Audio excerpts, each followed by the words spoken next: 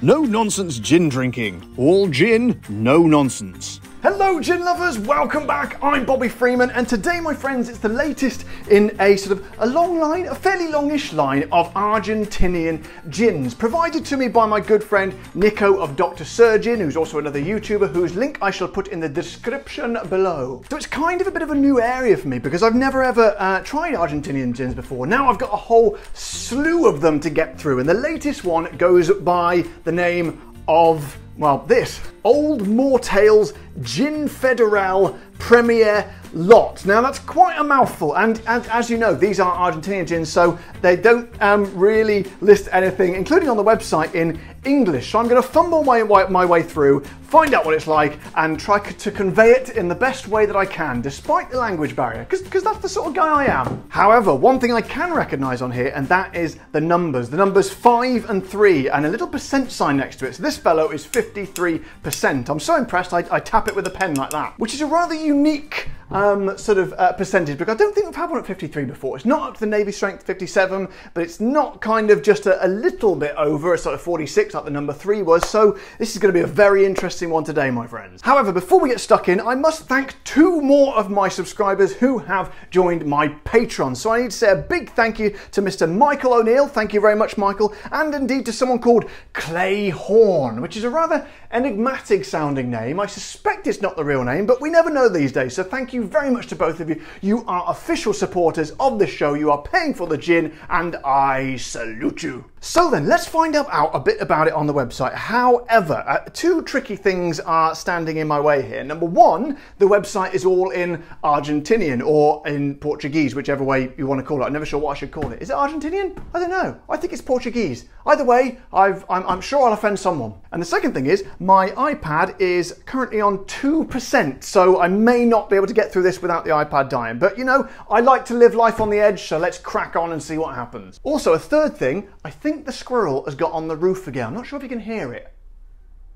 No, the bastard's gone now. But in a minute, he's going to come right over my head, and I'm going to give him the fright of his life by whacking it with a ballpoint pen. Because that's how we deal with squirrels in England, my friends. We don't mess about, we go straight in with a ballpoint pen. Anyway, as I said, it is in Portuguese or Argentinian, whatever you want to call it. So what I have done, I've used a bit of Google Translate. So I'm going to read it from what Google has translated it to, whether that be accurate or not. Old Mortales gin arises from a unique recipe designed and developed by 3 friends. Using botanists harvested throughout our country. I think that might mean botanicals. Yeah, I'm going to go for it. Using botanicals harvested throughout our country. This gives it distinctive characteristics of a federal spirit drink. As a result of careful and patient artisanal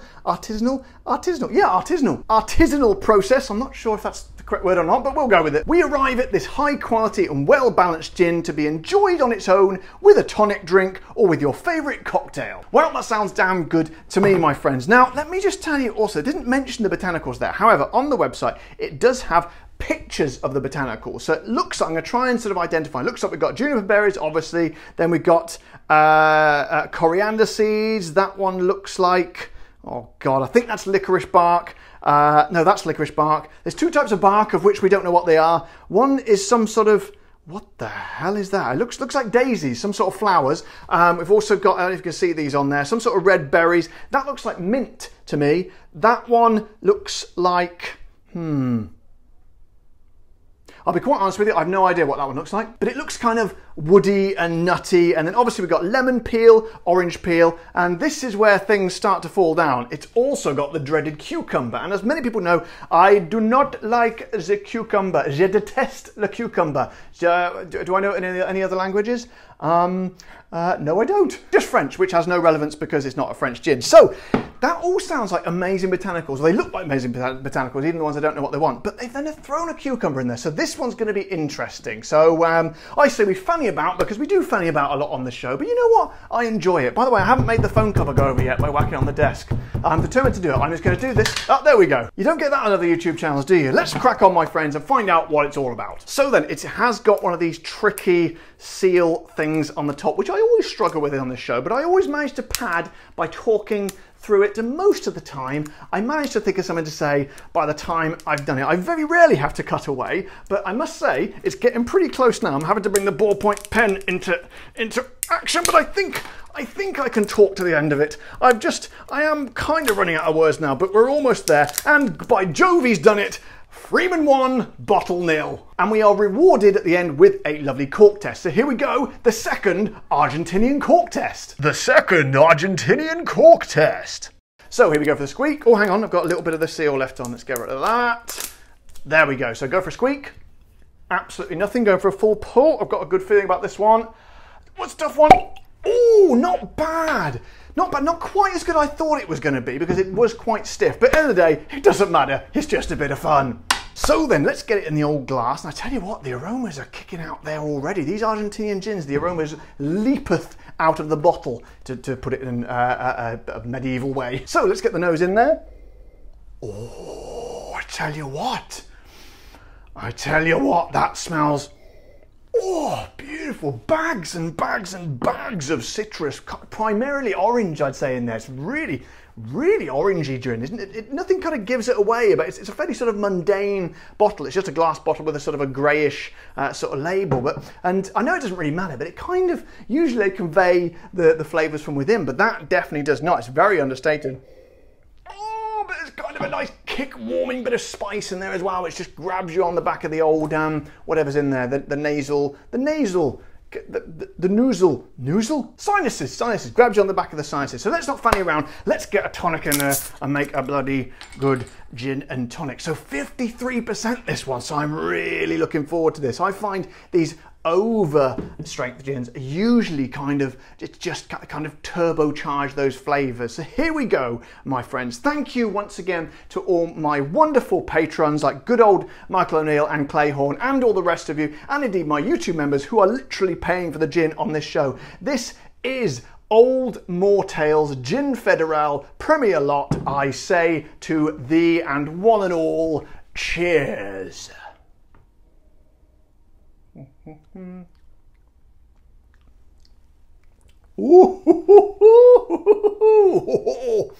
Okay, and straight away we know this is a strong one. We knew it anyway, but now that view is reinforced because it really kicks. It kicks like a Argentinian mule. Do they have mules in Argentina? I don't know. I think mules are everywhere, aren't they? Somehow they're one of the animals that kind of sort of got just into every little nook and crevice in every country in the world. I don't know why I'm talking about mules. But anyway, what I'm saying is it's very, very kicky. And to be honest, I love it because it's actually kind of, there is a word for it when it goes, I don't know if you can see, it's gone slightly cloudy in there. I think it's called lushing.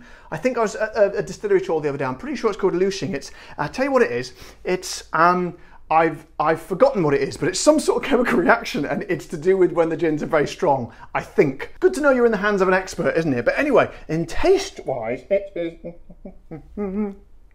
Man, it buzzes. It kind of buzzes and sizzles as it gets in the mouth with that strength, and it's nicer the second time. First time you kind of acclimatise to the strength slightly, and second it's a bit of a shock. But when the second time, once you've actually achieved the acclimatisation, you then appreciate the flavours. And as I say, it's a sizzling burn of the alcohol, but straight away, just as in the smell, it's really kind of citrusy, and the orange just lifts straight out. The orange dominates, I have to say, but it's given more kind of depth by the addition of the lemons as well, and there's kind of a sort of a three-dimensional sense to it with sort of slight warming sort of spices and a tinge of floraliness as well. But as it said in the description, a well-balanced gin, extremely well-balanced. There's a lot of flavours in there, and it's quite a skill to balance these ones in what is a core gin when you've got no overriding flavour. I'd say orange maybe tips itself above the parapet slightly more than the rest of them, but what a balanced collection of flavours. Now the question is there any cucumber in there? Because to be honest, I don't... So I'm sniffing and swallowing at the same time. They're tiny tinge. Just the tiniest infinitesimal scattering, but only really if you look for it, which I was doing. And to be absolutely honest, it's not really offending me that much like I thought it was going to. I don't like these cucumber heavy gins. I think it's madness when people put cucumber in their gins. A lot of people disagree with me. I don't know if I'm in the minority, but there's certainly a lot of people that disagree with me on this, and I accept that. But I would say, much as the Masons did one with something cucumber and something else, it wasn't too bad. I didn't like it that much, but it wasn't too bad. But this, I don't know if they really needed it, to be honest. Don't know if I really need it, but I think it kind of gives something for the cucumbery sort of fans, but at the same time, not upsetting the cucumber, what's the opposite of a fan? Cucumber enemies. So then, this is going to be interesting. Let's try it neat, shall we? Because this is a strong gin, and I shall be drinking, as always, out of my no-nonsense gin drinking mug, of which you could own as well. Can you imagine? Can you just stop for a second? Can you imagine how much your life would change for the better if you could drink out of a no-nonsense gin drinking mug, just like me? Oh, I just imagine it. Right, stop imagining now and pay attention to the video, because here we go. This is going to be a kicker.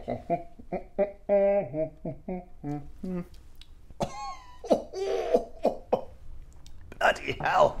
Call that one with the old cockles. Okay, much the same as usual. It's obviously you get the kick of the ABV way more as you expect because it is neat. It's kind of a bit overpowering, I'd say personally. You don't really get the complexities, those flavours.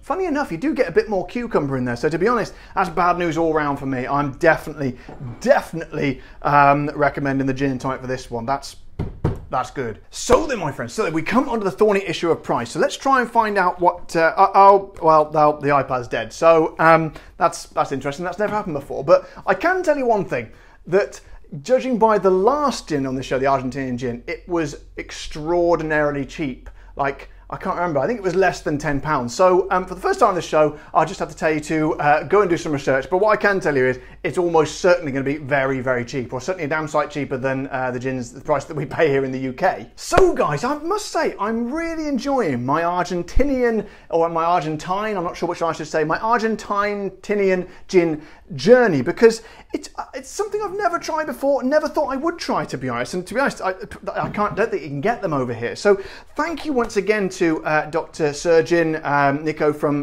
his YouTube channel that's provided me with these.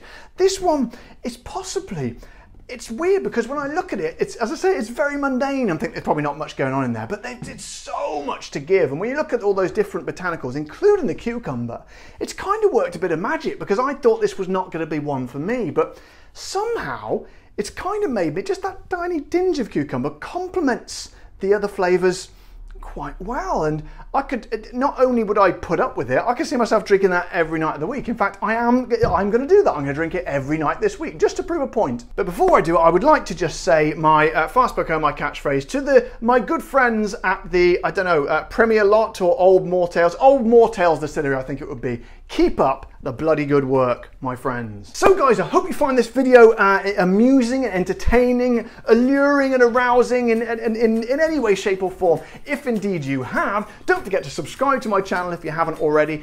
Press the old like button on the video, or if you want to support my channel like good old Michael O'Leary and Clay Horn did, head over to the Patreon page and sign up there, or click the join button below this video, or press that super thanks or super like. There's a little heart button down there in which you can throw me a couple of pennies like a beggar on the street. But until next time guys, you all know the drill. Take care, stay safe. Thank you to all my patrons and members, and keep drinking whatever you do. If you do nothing else, keep drinking the gin.